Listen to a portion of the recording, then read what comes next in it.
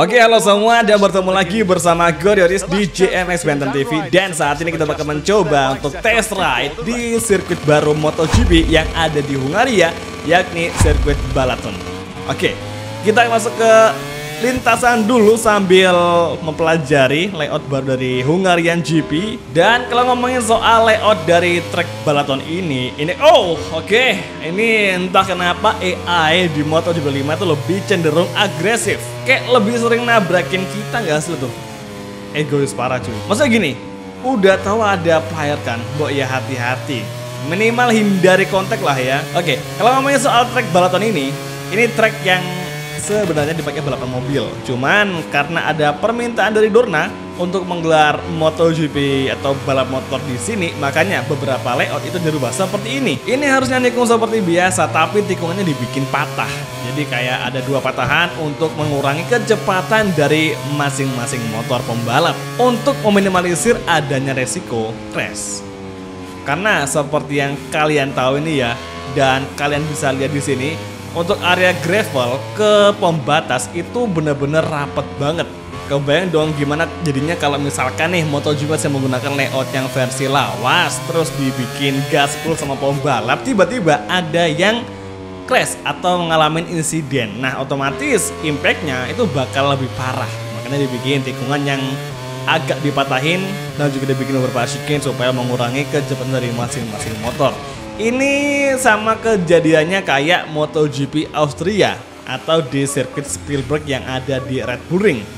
Menjelang tikungan 1 ke tikungan 2-3 itu kan awalnya cuma lurusan aja, tapi dibikin patahan lagi atau patahan chicane untuk mengurangi kecepatan supaya insiden yang pernah terjadi di MotoGP 2020 tidak terulang kembali. Ya intinya sih gitu, untuk lebih keamanan dan safety. Dan sekarang kita bakal mencoba untuk ngelakuin hot lap pertama, memasuki tikungan pertama, dan jujur untuk Balaton Park ini gue lebih hafal sama layout yang versi lawas. Nah, yang versi layout MotoGP ini kita perlu untuk yang namanya adaptasi lagi.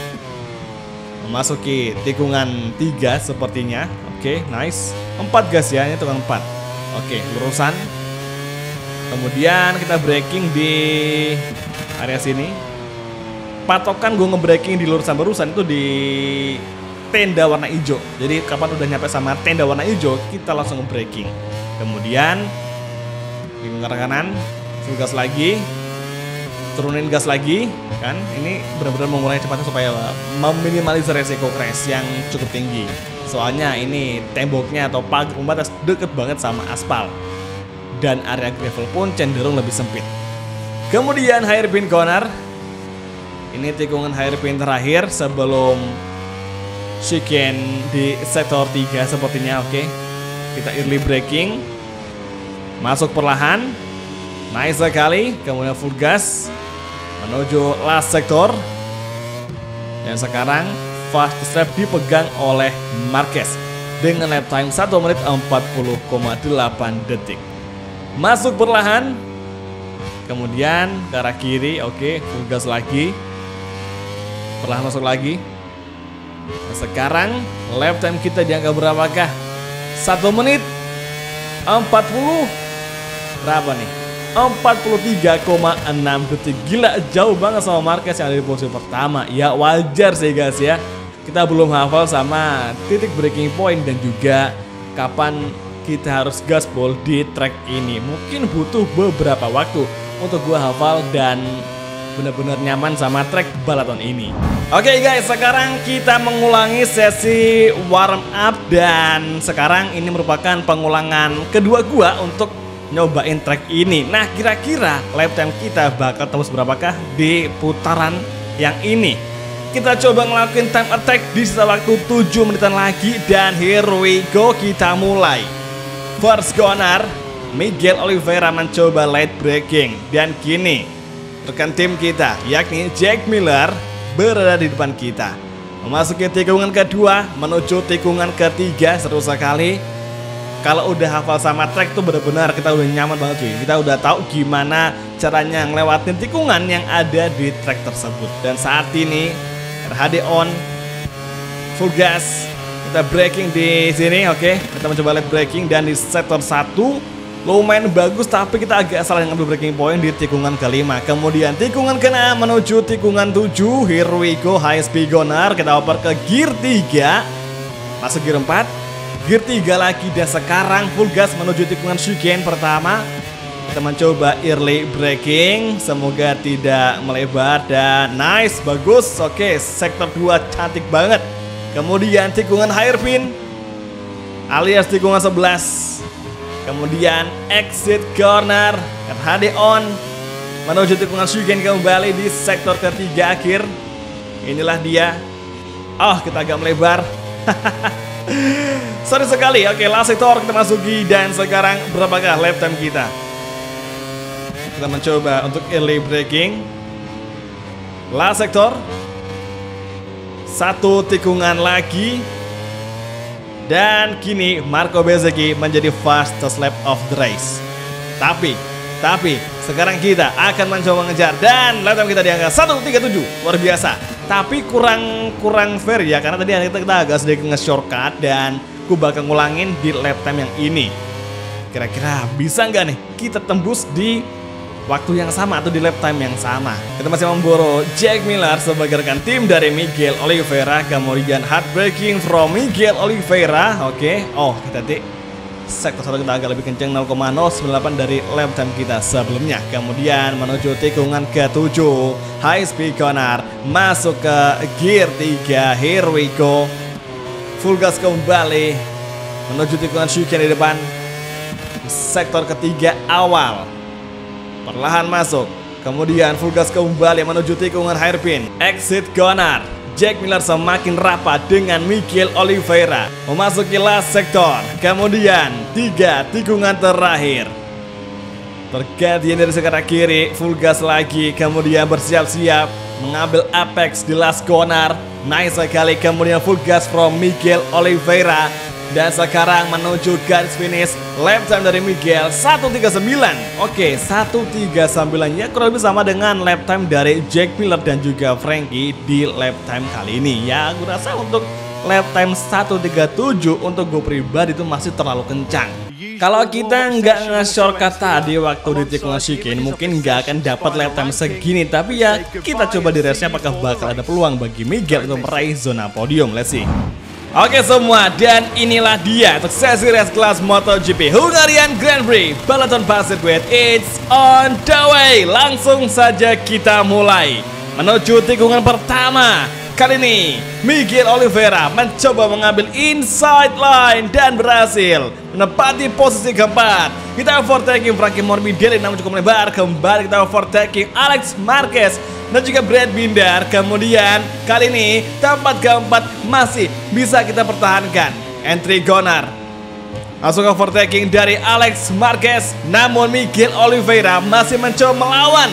Yamaha masih bersikeras melawan Ducati Grass ini. Kemudian di entry corner, peluang tercipta untuk Miguel Oliveira bersama Yamaha Pramac Racing. Nah sekarang ini yang mengisi tempat 1-2 itu Ducati Factory. Gila sih. Dan gokilnya Fabio Quartararo ikutan dong dia di tempat ketiga. Ini seru sih, karena kita bisa melihat dua Yamaha berada di 4 besar. Oke, tikungan chicane, kemudian menuju hairpin. Dan satu peringatan kita dapatkan dari MotoGP Stewart. Entah karena lebar atau karena ada kontak, yang jelas kita ngebikin sebuah pelanggaran. Oke, ini sektor chicane atau tikungan chicane yang ngebikin gue pribadi kayak suka bablas cuy. Agak susah nih chicane kita lewati yang ada di sektor 3 akhir. Dan saat ini sektor keempat, entry corner, masuk perlahan, kemudian pergantian ke kiri. As you can see kini Marquez masih menjadi pimpinan race, Pecco 2 dan Fabio Quartararo ketiga. Sementara itu Alex Marquez melengkapi 5 besar.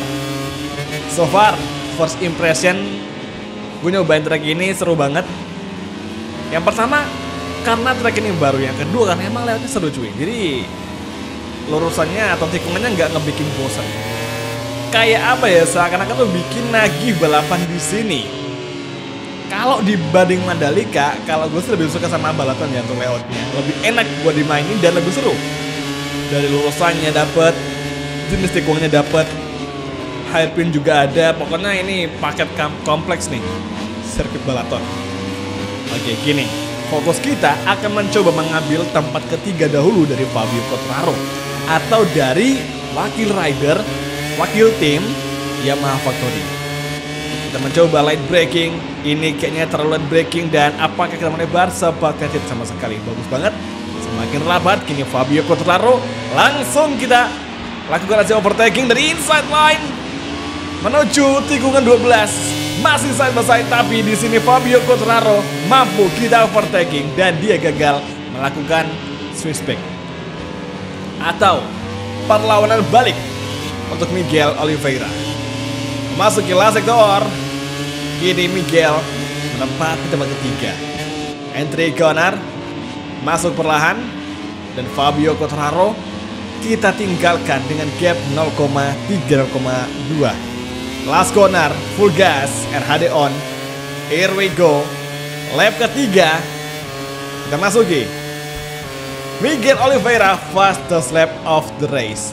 Luar biasa. Malah bablas dong, kita salah ngambil titik pengereman di tikungan pertama. Pakai tikungan kedua. Kalau gue bisa ngejar Ducati ini pasti bakal gokil sih. Nah, kalau gue nih ya main MotoGP game, itu kualifikasi jarang banget gue bagus. Jarang banget lap time gue tuh bagus cuy. Nah, bagusnya kapan? Bagusnya waktu balapan berlangsung. Ya mungkin awal lap kedua masih biasa aja, masih pelan, tapi ketika masuk pertengahan kadang gue tuh bisa improve lap time sendiri. Nah itu, jadi kayak tiba masa dibakal cuy. Lucu kan? Atau mungkin di sini ada yang sama kayak gue. Jadi kapan dapat race-nya pertengahan baru bisa kenceng. Ya itu hal wajar karena semua orang kan punya tipikal gaya bermain yang berbeda-beda. Nggak semuanya bisa kenceng dari awal. Kayak sport player, kayak e-sport player cuy. Sport player. Oke, sekarang siapa sangka gap kita dengan Pecco semakin rapat 0,4. Nice. Gue bakal seneng banget kalau bisa ngejar dua Ducati. Drama nih. Dan jujur untuk AI dari MotoGP 25 ini lebih bisa untuk diajak battle sih. Lebih bisa untuk kenceng. Oke, sekarang nice. Wah gila, racing kita kok bisa pas gitu ya. Jadi waktu kita menuju dua tikungan terakhir, itu kan kita ngambil line yang bener-bener bisa pas banget gitu loh. Kita dapat apexnya, kemudian waktu kita gas, itu langsung bisa mendekati si Pecco Bagnaia dan overtaking di last corner. Itu timing yang bener-bener pas banget. Nah, momen seperti itu jarang gue dapet. Makanya nggak pernah bisa jadi player e-sport. Soalnya, ya itu banyak kebetulannya. Oke, sekarang exit corner, full gas. Saat ini gap kita dengan Marquez 1 detik. Nah, kira-kira di akhir lap keempat ini oke. Kalem aja boy. Pecco. Dan lagi Pecco Bagnaia. Oh my goodness mate. Nyaris saja Pecco Bagnaia diganjar long lap penalti. Dan 2 peringatan kita dapatkan. Oke, Pecco gila cuk, Pecco. Gue maksa ngambil inside shortcut gara-gara dari Pecco Bagnaia. Wah gila sih Pecco seagresif ini. Gak kebayang sih. Gak kebayang kalau Pecco seperti ini di MotoGP real. Soft boy dipaksa agresif gak bisa lah. Kecuali Marquez. Dan sekarang di akhir lap keempat, gap kita dengan Marc Marquez 0,7. Nah, setelah tikungan terakhir kira-kira berapa nih? Kalau bisa kepangkas banyak bakal gokil nih. Jadi ada kemungkinan kita akan meraih podium 1. Dan sekarang malah ngejauh. Ini pace kita atau race kita terlepas sehingga akhirnya Marquez ngacir lagi. Oke, first corner. Tikungan selanjutnya, Marquez melebar. Dan tikungan kedua, gapnya semakin rapat lagi 0,4. Exit corner, masih gear 2. Here we go. Entry corner, masih stay gear 2. Kemudian full gas, RHD on. Menuju tikungan di depan. Heartbreaking from Miguel Oliveira. Perlahan masuk. Marc Marquez masih bersikeras menjauhkan gap dengan Miguel Oliveira. Oke, high speed corner. Turn 8. Dapat banget persenannya, kemudian fokus kembali. Late breaking di sini. Marquez mendefense dari inside line. Tikungan 10. Aduh. Oke. 4 kali peringatan track limit. Satu lagi, udah kita bakal low lap penalti. Chicken lagi. Masuk perlahan. Marquez masih bersikeras menjaga jarak dengan Miguel Oliveira. Tapi di last sektor, ancaman akan datang dari Miguel Oliveira. Pramac Racing Yamaha versus Ducati Lenovo. Dan gap kita dengan Pecco 0,6. Cukup jauh dan cukup stabil dengan gap kita kepada Marquez. Oke, fokus kembali. Kayaknya gue tahu kelemahan dari Yamaha.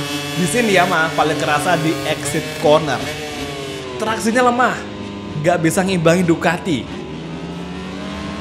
Mungkin kalau udah pakai V4, ada kemungkinan bagi Yamaha untuk bisa ngajar di waktu exit corner. Nah, sekarang lap ke-6, Pecco Bagnaia menjadi fastest lap of the race. Kayaknya gue mulai curiga nih kita nggak akan bisa ngeraih kemenangan karena Pecco Bagnaia mulai datang mengancam. Jadi karena kita menggunakan adaptive AI, makanya si Pecco Bagnaia sekarang ini udah mulai ngejar kita cuy. Dan Marquez pun juga makin menjauh. Ini semakin seru. Jadi jatuhnya kita bakal battle untuk perebutan tempat kedua bersama Pecco Bagnaia. Cuman gue nggak tahu pasti kapan Pecco bakal ngejar, soalnya belum kejadian.